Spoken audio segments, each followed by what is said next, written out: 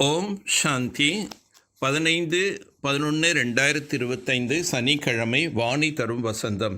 இனிமையான குழந்தைகளே, தனது நடத்தை சீர்திருத்திக் கொள்வதற்காக நினைவின் யாத்திரையில் இருக்க வேண்டும். தந்தையின் நினைவுதான் உங்களை சதா சௌபாகியசாலியாக ஆக்கும்.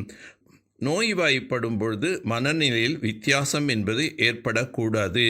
நோய்வாய்ப்பட்டிருக்கும் போதும் கூட குஷியின் நிலையில் இருந்து குஷி நிறைந்த முகத்தின் மூலம் அனைவருக்கும் தந்தையின் நினைவு கொடுத்து கொண்டே இருந்தால் அதுவே நல்ல மனநிலையாகும். ஒருவேளை தானே அழுதபடி மனச்சோர்வில் இருந்தால் பிறரை எப்படி குஷி மிக்கவராக ஆக்குவீர்கள்? என்ன நடந்தாலும் அழக்கூடாது. துர்பாக்கியசாலி மற்றும் சௌபாக்கியசாலி. சௌபாகியம் சென்றுவிட்டதென்றால் துர்கதி என சொல்லப்படுகின்றது. மனைவியின் கணவன் இறந்து விட்டார் என்றால் அதுவும் துர்பாகியம் என சொல்லப்படுகின்றது. ஏனென்றால் தனித்தவராக ஆகிவிடுகிறார். நாம் எப்போதும் சௌபாகியசாலியாக ஆகிறோம். விதவை என்ற பெயரே சத்தியுகத்தில் இருக்காது.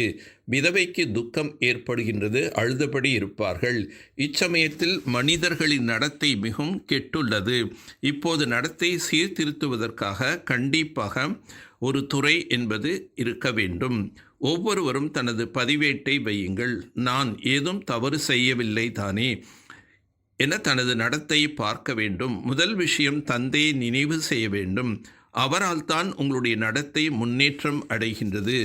நினைவின் மூலம்தான் உங்கள் நடத்தை சீர்திருத்தம் ஆகின்றது. ஆகவே நன்றாக தந்தை நினைவு செய்யுங்கள். இந்த முழு உலகம் 16 கலைகள் நிரம்பியதாக ஆகிவிடும். இப்பொழுது எந்த கலையும் இல்லை. நல்ல முயற்சி செய்பவர்களுக்கு குஷியின் எல்லை அதிகரிப்படி இருக்கும். முகம் கூட குஷி நிறைந்ததாக இருக்கும். முன்னே போக போக உங்களுக்கு காட்சிகள் தெரியும். எவ்வாறு வீடு நெருங்க நெருங்க வீடு வாசல் முதலியவை நினைவுக்கு வருகின்றனவே அல்லவா? இதுவும் அப்படித்தான். முயற்சி செய்ய செய்ய உங்களின் பலன் அருகாமையில் வரும்போது அதிகமான காட்சிகள் தெரிந்தபடி இருக்கும். குஷியில் இருப்பீர்கள். நீ இதை செய்தால் அதற்கான தண்டனை இது என்று நீதிமன்றத்தில் சொல்வது போல் இறுதி நேரத்தில் பாபாவும் சூக்ஷ்ம வதனத்தில் காட்சிகளை காண்பிப்பார். நாம் தான் ராஜ்யத்தை பெறுகிறோம், பிறகு இழக்கின்றோம். வைரத்தை போன்ற பிறவி எடுத்து பிறகு சோழி போன்ற பிறவியில் வருகின்றோம். இப்போது தந்தை சொல்கிறார், நீங்கள் சோழிகளுக்கு பின்னால் நேரத்தை வீணாக்காதீர்கள். பிரம்ம பாபாவும் கூறுகின்றார், நான் சோழிக்கு பின்னால் என்னுடைய நேரத்தை வீணாக்கி கொண்டிருந்தேன். சிவ தந்தை வந்து மாற்றத்தை ஏற்படுத்துகின்றார். ஒரு நாள் நீங்கள் பெரிய பெரிய கல்லூரிகள் பல்கலைக்கழகங்கள் கூட சென்று இந்த சிருஷ்டி சக்கரம் எவ்வாறு சுழல்கின்றது என்று சொற்பொழிவாற்ற வேண்டியிருக்கும். தங்க யுகத்திலிருந்து தொடங்கி இரும்பு யுகம் வரை சிருஷ்டியின் வரலாறு புவியிலே நாங்கள் சொல்ல முடியும்.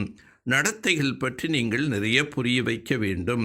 நாம் உலகின் எஜமானர்களாக ஆகப் போகிறோம் என உங்கள் உள்ளத்தில் உணர்கிறீர்கள். எவ்வளோ குஷி ஏற்பட வேண்டும். நான் உலகத்தின் எஜமானன், நான் ஆகுவதில்லை என்று தந்தை கூறுகின்றார். குழந்தைகளாகிய உங்களே இந்த உலகின் எஜமானனாக ஆக்குகின்றேன். பாபாவின் நினைவின் மூலமே உங்கள் படகு என்பது அக்கறைக்கு போய் சேரும். எச்சரிக்கை தந்தை கொடுத்து கொண்டே இருக்கின்றார். நீங்கள் தனக்குத்தானே எச்சரிக்கை கொடுங்கள். தன் மீது கவனம் செய்ய வேண்டும். தானும் நினைவில் அமர்ந்தால்தான் பிறரையும் அமர வைக்கலாம். தன்னை ஷரீரம் என புரிந்து கொள்வதும் கூட ஒரு கடுமையான வியாதியாகும். ஆகையால் தான் அனைவரும் பாதாளத்தில் விழுந்துவிட்டனர். அவர்களை மீட்க வேண்டும். தனது நேரத்தை ஆன்மீக வியாபாரத்தில் பயனுள்ளதாக ஆக்க வேண்டும். வைரத்துக்கு சமமான வாழ்க்கை உருவாக்க வேண்டும். தன்னை எச்சரித்தபடி இருக்க வேண்டும். சரீரம் என புரிந்து கொள்ளக்கூடிய கடுமையான வியாதியிலிருந்து விடுபடக்கூடிய முயற்சி செய்ய வேண்டும். ஒருபோதும் மாய்க்கு அடிமையாக ஆகக்கூடாது. நான் ஆத்மா என உள்ளுக்குள் சிந்தித்தபடி இருக்க வேண்டும். நாம் பிச்சைக்காரிலிருந்து இளவரசனாக ஆகிக் கொண்டிருக்கின்றோம் என்ற குஷி இருக்க வேண்டும். அனுபவங்களின் ஆழம் என்ற ஆராய்ச்சி கூடத்தில் இருந்து கொண்டு புதிய ஆராய்ச்சி செய்யக்கூடிய உள்நோக்கு முகம் உடையவர் ஆகுக. எப்பொழுது தனக்குள் அனைத்து அனுபவங்களும் பிரத்யக்ஷமாகுமோ அப்பொழுது பிரத்யக்ஷதா ஏற்படும். இதற்காக உள்நோக்கு முகம் உடையவராக ஆகி நினைவு யாத்திரை மற்றும் ஒவ்வொரு பிராப்தியின் ஆழத்தில் சென்று ஆராய்ச்சி செய்யுங்கள். சங்கல்பத்தை தாரணை செய்யுங்கள். மேலும் பிறகு என்ன சங்கல்பம் செய்யப்பட்டதோ அது ஸ்திதி ஆனதா அல்லது இல்லையா என்று அதனுடைய பின் விளைவு மற்றும் ஸ்திதியை பாருங்கள். இவர்கள் அனைவருமே ஏதோ ஒரு விசேஷமான அன்பில் மூழ்கி இந்த உலகத்தில் இருந்து கடந்து விடுபட்டிருக்கின்றார்கள் என்ற உணர்வு ஏற்படும் வண்ணம் இப்பேற்பட்ட அனுபவங்களுடைய ஆழத்தின் ஆராய்ச்சி கூடத்தில் இருங்கள். கர்மம் செய்து கொண்டே யோகத்தின் சக்திசாலி நினைவில் இருப்பதற்கான பயிற்சியை அதிகப்படுத்துங்கள். எவ்வாறு பேச்சில் வருவதற்கான பயிற்சி உள்ளதோ அதுபோல் ஆன்மீக தன்மையில் இருப்பதற்கான பயிற்சி செய்யுங்கள். திருப்தி என்ற ஆசனத்தில் அமர்ந்து பிரச்சனைகளின் விளையாட்டை பார்ப்பவர்கள்தான் திருப்திமணி ஆவார்கள்.